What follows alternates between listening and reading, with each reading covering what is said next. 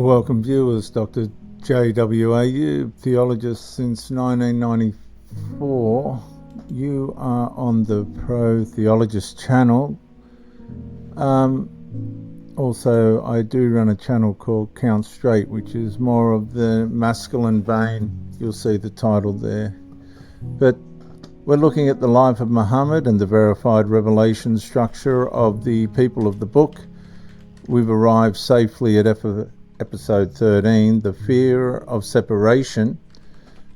In the previous episode, inherited identity began transmitting emotional safety, belonging, behavioural expectations, and existential orientation long before independent examination constantly began. So in this episode, the deeper consequence finally emerges into full view: the fear of separation itself. Because once identity, viewers, belonging, emotional stability, inherited meaning become fused deeply enough to a revelation structure, leaving no longer feels like changing beliefs alone. It begins feeling like risking collapse. At first, that fear rarely appears dramatic externally. Usually it remains internal, quiet, private. The person may still smile, still participate, still repeat the language, still appear stable outwardly, but underneath the atmosphere, another process quietly develops. The nervous system begins associating separation with loss, catastrophic loss, not merely theological loss, relational loss, psychological loss, existential loss. And once those layers converge deeply enough together, the structure itself can begin feeling emotionally necessary for stability. The mechanism becomes extraordinarily powerful because the person's no longer merely evaluating whether theological claim aligns with prior revelation. Now the person unconsciously begins evaluating what relationships may fracture, what identity may disappear, what belonging may collapse, what emotional stability may destabilize, what future meaning may dissolve. And the pressure intensifies there, viewers, because fear of separation rarely functions through doctrine alone. It functions through atmospherically. The room changes, silence becomes heavier, distance becomes noticeable. Certain questions begin producing visible discomfort before answers are even given. And the nervous system learns anticipation long before formal consequence ever arrives. And viewers, that's where behavioural governance becomes deeply internalized. Not necessarily because every authority structure consciously plans manipulation in simplistic ways, but because existential systems naturally begin protecting themselves once emotional survival becomes psychologically fused to preservation of the structure itself, in this case, Islam. The atmosphere changes there again, viewers. Self-censorship deepens earlier, questions shorten faster, uncertainty becomes emotionally exhausting, and eventually many individuals begin protecting the structure automatically because the possibility of separation now feels psychologically dangerous before theologically examining the whole thing even finishes unfolding. The mechanism appears repeatedly throughout authority history, political, theological, right across the board. Especially inside systems where belonging feels conditional, identity feels inherited, loyalty feels moralized, and separation feels catastrophic. Because once relational consequence becomes emotionally fused to theological uncertainty, discernment often begins narrowing silently inside the atmosphere itself. The Qur'an repeatedly frames allegiance, obedience, and collective unity as stabilizing realities surrounding belief and submission.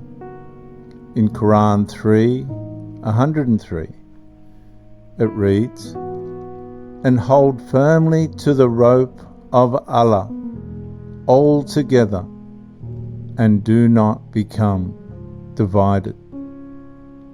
And that pressure matters enormously here, viewers, because once unity itself begins carrying existential meaning, separation no longer feels like disagreement alone.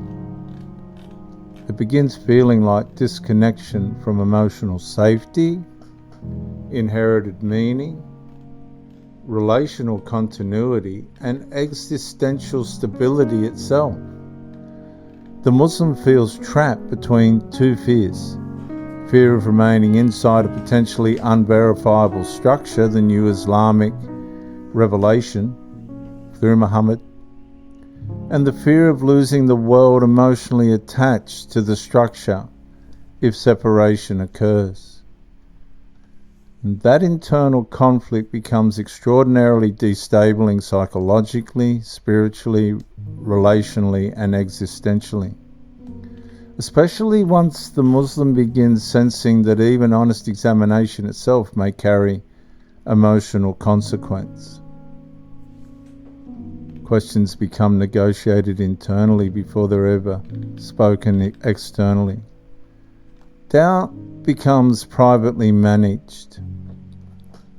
Silence begins feeling safer than relational exposure.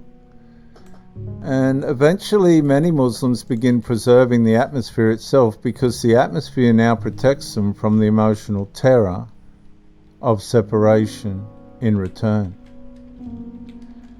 That reciprocal dependency structure becomes one of the strongest invisible stabilizers inside authority systems, not merely through visible enforcement, but through fear of loss itself.